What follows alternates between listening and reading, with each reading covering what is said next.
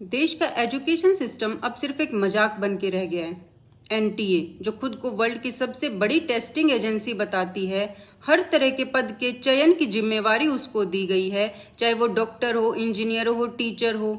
लेकिन शर्म आनी चाहिए इनको कि किस तरह से पहले नीट की परीक्षा और अब नेट की परीक्षा, कैसे बार बार पेपर लीक हो जाते हैं, फिर उनको कैंसिल कर दिया जाता है।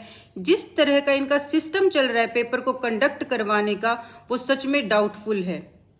और यही हाल हरियाणा का है। एचपीएससी, एचएसएससी, कितने लंबे समय से भर्तियां अटकी पड़ी हैं।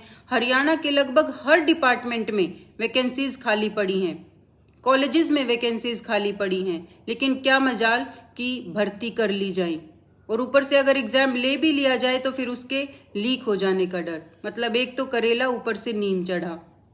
लेकिन इसके लिए अब युवाओं को खुद ही जागरूक होना पड़ेगा, क्योंकि जो सिस्टम चल पड़ा है पूंजीवादी वर्ग का, कि किस तरह से पैसे के आधार पर पेपर लीक करवा लिए जाते हैं, और जो मध्यम और निम्न वर्ग का युवा है, जो योग्य युवा है, वो इस पैसा आधारित प्रणाली का भाग नहीं बनने के कारण पहले ही प्रतियोगिता से बाहर हो जाता है।